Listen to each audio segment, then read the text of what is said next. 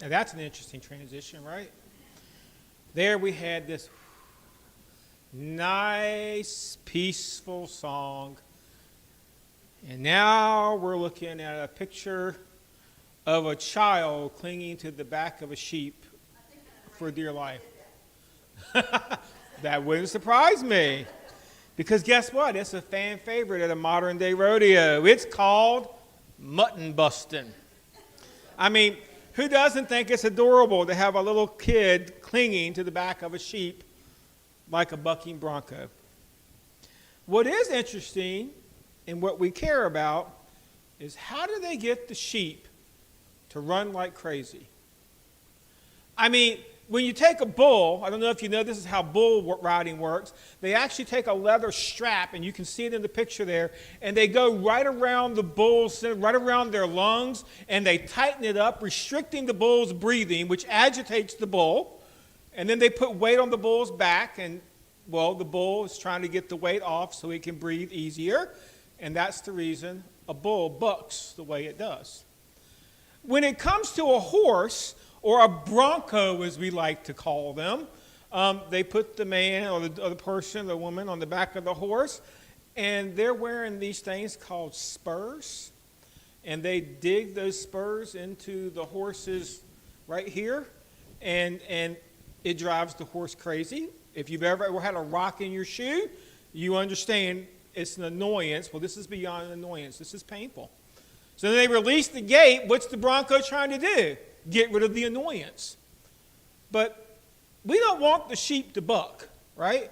I mean, these are kids we're talking about. You don't want the sheep going all over the place. You really just want to get the sheep to run.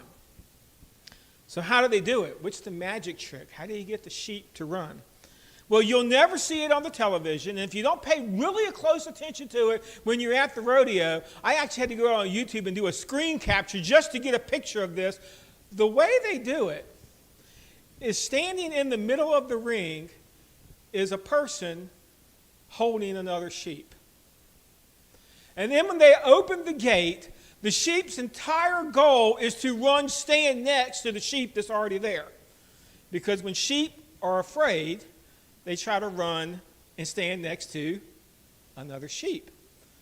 So the sheep really doesn't care about the kid. It's not trying to get the kid off their back. It's just trying to make its way to another sheep. And with that, I began to think, sheep, they are extremely odd animals. They are needy, they are weak, and they're fragile. They are needy, and they're nervous. If you've ever dealt with a sheep in your life, and I've only had one sheep experience in my entire life, and there's a reason it was only one sheep experience in my entire life. Sheep, they're problematic, and they're difficult animals. They have a mind of their own. They're not these little adorable, Mary had a little lamb and they followed him. They're not really that. They are difficult creatures to deal with. And by the way, I don't have a slide point. They also smell really bad.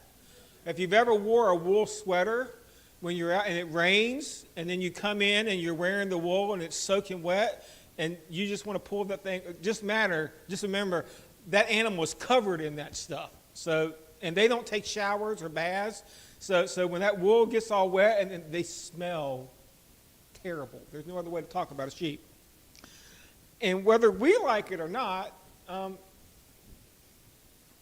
these characteristics of a sheep, that's exactly how the Bible describes us. Psalm chapter 100, verse 3 says, Know that the Lord is God. It is who makes us, and we are his, and we are his people, and the sheep of his pasture. The good news is that God knows what we need and desires to give us to be that for us. The Lord didn't adopt us as his sheep, and we caught him by surprise. He wasn't expecting to have a pet that he could take home and, feed, and it climbs up in the bed with him, and he knew who we were. The moment he came to give his life on the cross, he knew who you were. Even though it happened thousands of years ago, he could look across time and he knew exactly who you were. That is the reason that Jesus calls himself the Good Shepherd. John chapter 10, verse 11. I am, those words are important how he starts that sentence out. I am the Good Shepherd. Now, before Jesus said those words, though, we had Psalm 23, which kind of ties in nicely because I don't think you're actually allowed to do a sermon series on Psalms without stopping in Psalm 23. Everybody here has probably heard this. If you've been to a funeral in your life, you have heard Psalm 23. But today, we want to take a little closer look at it because it's not a funeral hymn. I know a lot of times we have those things in the hymnal that when we sing them, we think those are funeral hymns. No, they're not. There is no such thing as a funeral hymn, and there is no such thing as a funeral sermon. This particular thing is talking about the way in which God shepherds his people. It describes attributes of God that we can rely on and when we are feeling our most sheepish. So when you're having those moments that your life just feels like it's falling apart, this is your psalm, folks. Because this can tell you something about God that you just can't find anywhere else.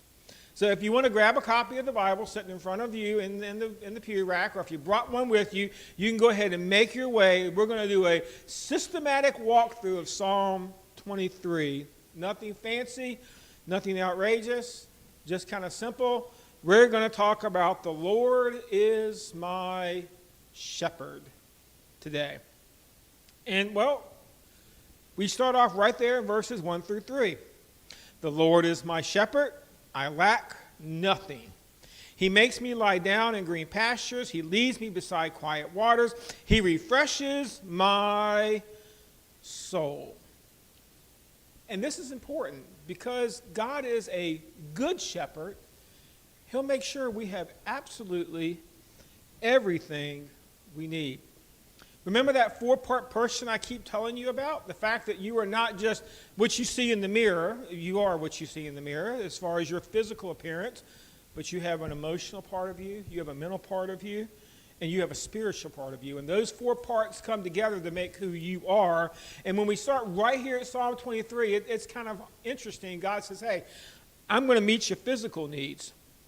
I'm going to make you lie down in green pastures. Not I'm going to lead you to green pastures. Not I'm going to show you green pastures. God said, not only am I going to get you there, there are going to be times in your life when you be like, I don't want that, God. God said, I'm going to make you lie down in green pastures. Why? Because you need to.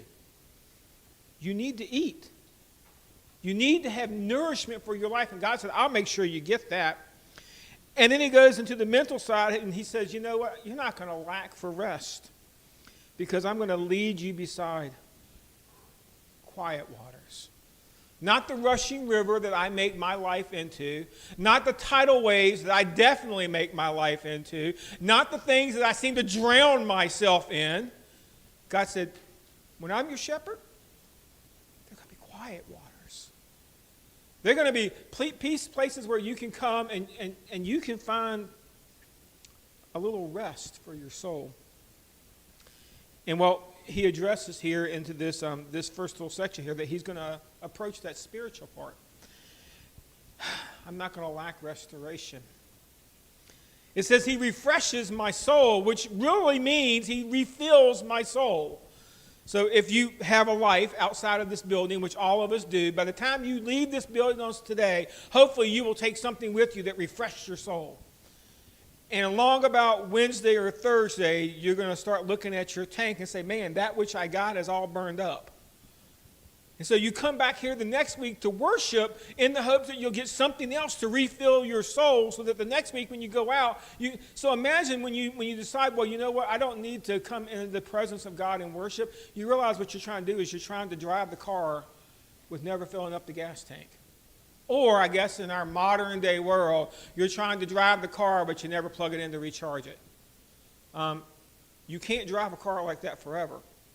You drive a car like that, eventually it's going to leave you sitting on the side of the road, because that is not the way it is designed to work. So that's 3 parts. We'll talk about that other part here in just a moment, the emotional part. But I do want you to see, he does this because he knows the nature and he knows our needs.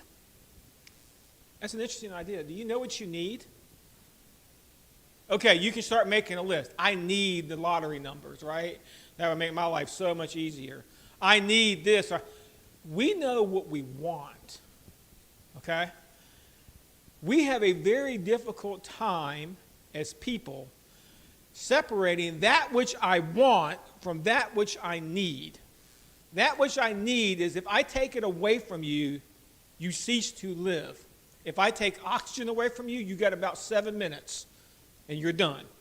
If I take food away from you, you got between 7 days and a month, depending on how much extra you're carrying with you when you get your food taken away. Take water away from you, you're not going to last that long. So we have things that we need. The problem is, a lot of times we mix those things in that we want, and God doesn't say he's going to provide everything I want. He said, I'm going to provide everything that you need. And Jesus kind of breaks this same approach when he looks at us in Matthew chapter 6, verses 31 through 33. He says, so do not worry, saying, what shall we eat? What shall we drink? What shall we wear? For the pagans run after these things. Your heavenly Father knows that you need them. But seek ye first his kingdom and his righteousness, and all these things will be given to you as well. In case you think Jesus didn't really mean this, he follows it up in just a chapter later in Matthew chapter 7, verse 11. If you then, though, are evil and know how to give good gifts to your children, how much more will your Father in heaven give you good gifts to those who ask him? And this is important for us, because a lot of times we get in our life and we're like, where did God go? I don't have everything I want. You're not going to ever get everything you want. Because if God gave you everything you want, you know what you're going to do? You're going to make a new want list. Because my soul is never satisfied with just those things. See, we can be free from anxiety because we have a good shepherd who knows our needs and who knows how to take care of us. So let's talk about the second part. So the Lord is my shepherd. I'm going to lack for nothing. But then it says he's also going to be the leader. He's going to lead me. He guides me along the path for his name's sake. The good shepherd does not just feed the sheep. He leads them where they need to go. Think about that. So this isn't an all-you-can-eat buffet. This is not how the Christian life works, where you get what you want by you drive up to the window and you have like a Big Mac and an extra order and an extra large order of fries. By the way, could you throw in one of those apple pies and the milkshake? And we order our order and we think that's how it works. God is not here just to give you your food. He's not here just to lead you. In providing for my rest, we already saw that he leads us by quiet waters. And again, he's leading us. He has much to do with our mental state. His leadership does not stop there.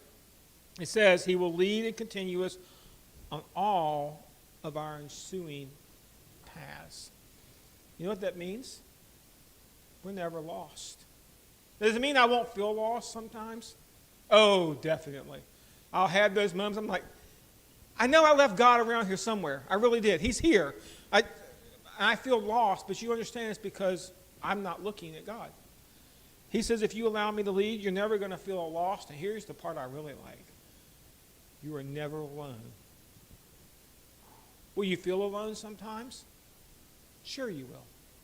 But you understand, if you're dealing with, you feel totally alone in it, that just means that you've got your focus off of something, off of the one that is trying to lead you.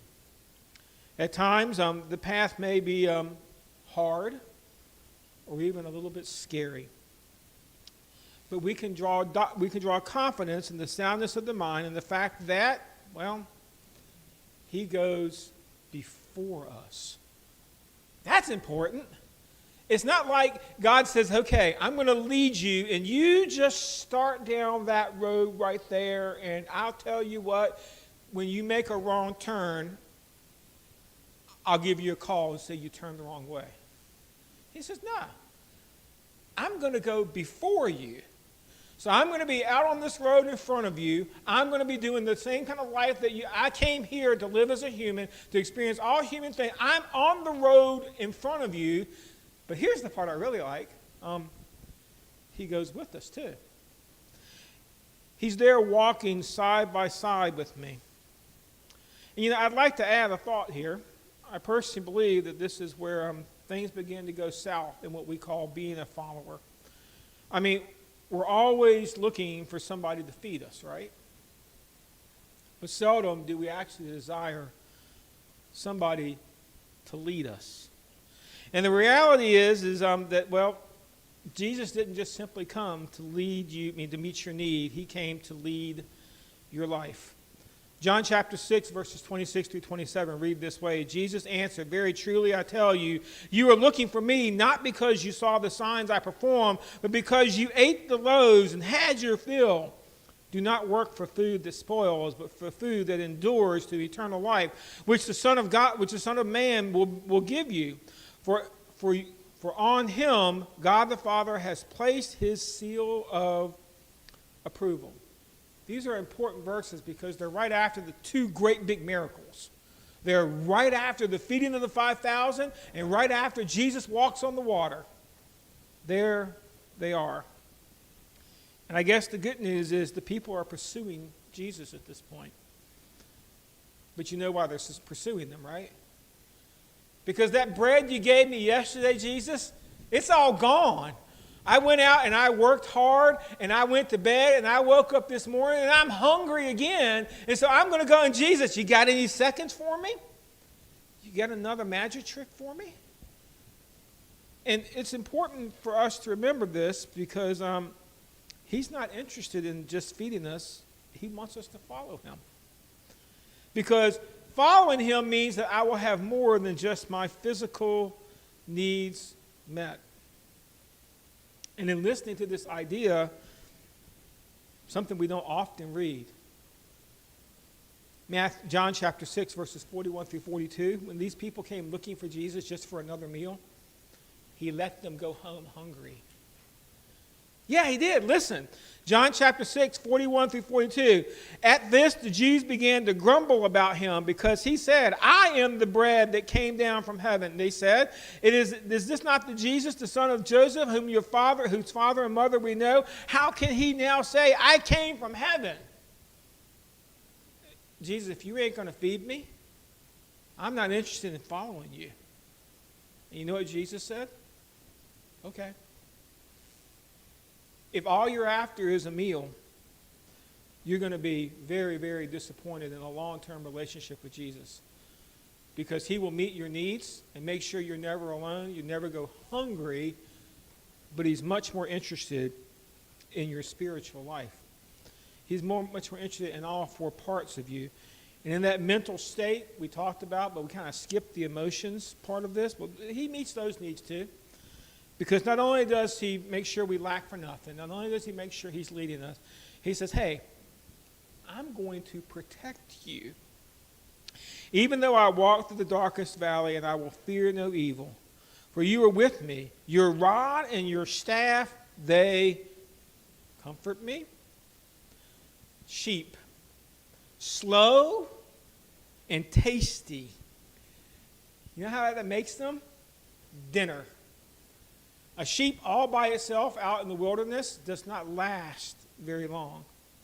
It is therefore important that, especially with domestic sheep, that the shepherd come prepared to protect the sheep. Much of the verses in the verses 4 through 6 and Psalm 23 deal with our emotional struggles in following the shepherd. You see, as it works on life's path, the first thing the shepherd must do is make sure the sheep feel safe. Because you know what happens to scared sheep? I'm not kidding you. They run in circles. That is all they know how to do. They don't know how to run away. They just run around in circles. And so that means if you're a smart predator, you just stand there long enough and the sheep will come right back to you. It's like a boomerang. They run in circles. And so the shepherd needs to understand, I have to protect my sheep. I have to make them feel safe. And therefore, the good shepherd has this idea. Protect the sheep at all cost. And well, to do this, we're mentioned two very specific items they're used. Your rod and your staff, they comfort me. So we're not shepherds. I don't live out on a farm, thankfully. So what is this rod and this staff? We're familiar with these only because we talk about them a lot when we talk about Psalm 23. The rod is basically a bat. It's like a policeman's billy stick. And what it was used for was to ward off attackers of the sheep. So a shepherd, we usually think about them feeding sheep and taking care of sheep and shearing sheep. You understand, these guys were trained warriors. They could take a stick, a bat, and fend off a wolf. David said he took care of a bear. David even said he took care of a lion. And he didn't have a gun or a slingshot necessarily to do it. He had a rod, a bat, a stick that he's going to use, and he's going to protect those sheep at all costs, even if it cost him his own life, so the sheep can attempt to get away. So the staff was typically a shepherd's crook, and it was used to round up the sheep and discipline the unruly ones. So if you've ever seen a shepherd at Christmas time and they got the great big stick and they got the hook around it, and you see you see that, and you're like, why has he got a hook at the end of it? Well, the hook was made so that when the sheep began to wander off, he could take the hook and go whoop and pull them back in line. And it was a great big long staff, and if the sheep kept wandering away, especially when it was a baby sheep, you know what the shepherd did with that staff? This sounds cruel. He brake the leg of the baby sheep. And then he would take care of the baby sheep and nurse the baby sheep back to health. And then this baby sheep would learn, you know what, first of all, that hurt. Second of all, when I am hurt, the shepherd is here to take care of me. So you hear about that, and maybe you think, man, that just sounds awful, but there's great comfort in knowing that there is somebody bigger than me that has my back, that is not only looking out for the things that attack me, but are looking out for me when I attack myself. You do understand in this Christian life, a lot of times you're your own worst enemy. You're the person that does the things that puts you into those particular points. Unfortunately, we have adopted a spare the rod and spoil the child identity in our culture. And that philosophy begins to kind of spill into our spiritual life. We don't like God to discipline us, right? We're supposed to come here and feel good when I leave. Nobody wants to be held accountable. But we need to understand that God promises to protect us from the outside attacks and from ourselves. If you're following along in our Sunday morning Bible study, they are studying the book of Hebrews, and Psalms has a lot to do with Hebrews. When you told me that this morning, Gary, I'm like, yeah, I already knew that because guess what? Hebrews chapter 12, verse 7 says, endure hardships and discipline. God is treating you as his children, for what children are not disciplined by their father? Then we go on in verse 11, and it says, no discipline seems pleasant at times, but painful. Later on, it produces a harvest of righteousness and peace for those who have been trained by it. Folks, when it comes to God's discipline, I can't make it better. If God is disciplining your life and he's put you in timeout, I don't have a get out of timeout card free. I can't stop the discipline, but what I can tell you is you have to understand God is addressing you on your emotional level. He's trying to make you understand, I love you, I'm going to be there for you, in the good times and the bad times. I've said this before from the pulpit when I used to be a youth minister. I used to look at my teenagers when they met me for like the third or fourth time and tell them, if you want me to care about your life, get ready. I shall care about your life. And you might actually get a little tired of me caring about your life, because it means I might come along and say, you're not doing that anymore. It's important that we understand that the Good Shepherd looks after every part of our life. And from that, the Good Shepherd blesses us. These are the parts we like, right? Verses 5 through 6, you prepare a table before me in the presence of my enemies. You anoint my head with oil. My cup overflows. Surely goodness and love will follow me all the days of my life, and I will dwell in the house of the Lord forever. We love that, right? I mean, who wouldn't? It's got food and drink and party and all of this going with it. This is exactly what we want, but this isn't just a party. You know the only time that you eat in the presence of your enemies? When your enemies are defeated. So in these simple statements here, we get a picture of how God blesses us and does more than protect us. And he starts that off with the idea he blesses us with victory. So I've already got the victory won. The victory was won on the cross. The Bible goes on to tell us that in Romans chapter 8, verse 37, that in Christ we are more than conquerors. Wow. He tells us in the resurrection that Jesus is the proof that evil doesn't get the last word. Even when we think evil is running rampant, evil doesn't get the last word. In Revelation chapter 1, verse 8, it says that he has the keys to death and Hades, the very things that I fear most. He blesses us. He blesses us by letting us know that, you know what? That thing that you think has got you down, I got that. I know that. I've already beaten that. This fight, it's over. And you know what else? He blesses us with the idea of honor. You anoint my head with oil. So again, this is not part of our culture. This is not something that we necessarily get. But you have to understand, anointing with oil was the symbol of respect. Okay? So now you get the appearance that just as we saw in Psalm 8, God bestows glory on us. Here too, he is bestowing honor on us. That's important. A lot of times we don't think about it this way. We think God is like the guy that stands up here and he just wants to take all of our fun away, right? He's the parent that grounds us when everything goes wrong. He's the person that tells me to eat all my vegetables. He's the person that says, I can't have my dessert until I eat all of my vegetables. That's not God. God is blessing your life, not just with defeating those things in your life, but he's honoring you. He's respecting you. The long and the short of it is that we act like sheep, but to him, you're not just a sheep. You're not just a dumb animal that smells really bad. You're not somebody that can't figure out their life and he has pity on you. You're his child. You're his child. And if you're a parent, you understand what that means. If you're a child, hopefully you understand what that means. You understand their life is important to you, important enough that you love them sometimes in spite of the things that they're doing. Jesus treats us more like the father treated the prodigal son in the parable. Luke chapter 15, verses 22 through 24 says, But the father said to his servants, Quick!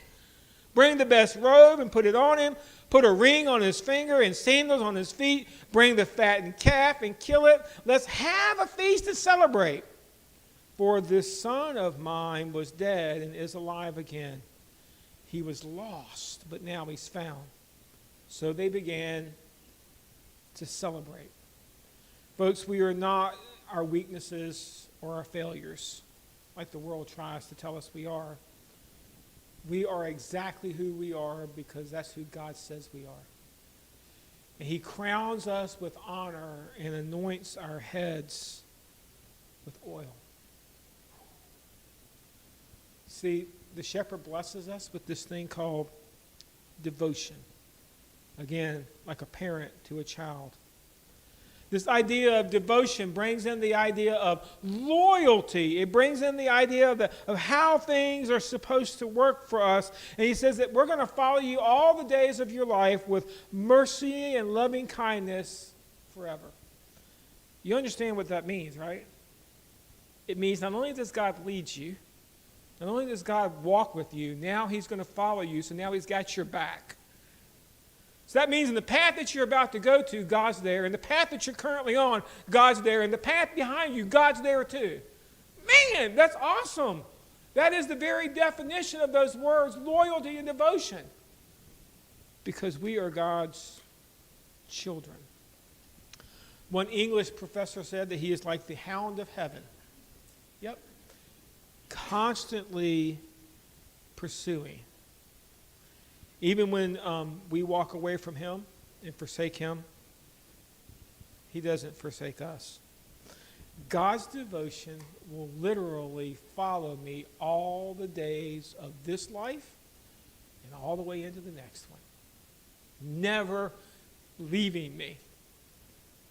I'm impressed. This is the Lord as my shepherd. He will never give up on pursuing us. So that means when I'm having one of my really bad days, God just sits there, I'm just saying, wait for him to come back. God's in pursuit. He doesn't quit on you. He just won't do it. He can't do it. It's not in his nature. Our sin and our selflessness just cannot exhaust God's mercy, nor can it weary his devotion. I'm a high energy kind of guy. Guess what? I can't tire God out. Okay? I can't. He can go for eternity. I can go maybe 2 or 3 days. I can't tire God out, not even with my sin. But there is a catch. Yeah, you knew there was, right?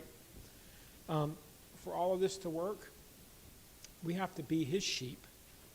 Isaiah chapter 53, verse 6 says, we are like sheep, have all gone astray.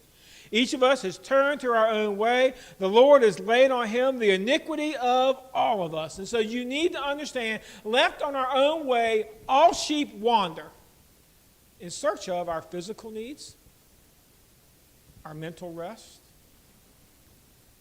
We want to be completely fulfilled in our life, right? So I wander here and there, and I keep looking for everything that I think I need in my life. And unfortunately, this is how we get lost and alone.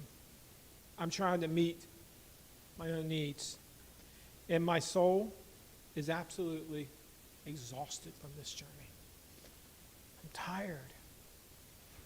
What I need is I desperately need and want a shepherd. I want somebody that understands my needs. I want somebody that is going to be there when I am at my lowest point. I want to understand that, you know what? I've got to be a sheep. But not just a sheep. I've got to be his sheep. And that's my question for you today. Do you have sheep-like faith in this person that we call the Good Shepherd? His name is Jesus. He came to give his life for you, to die for you, so that you can have eternal life, and so that he can lead you through this life.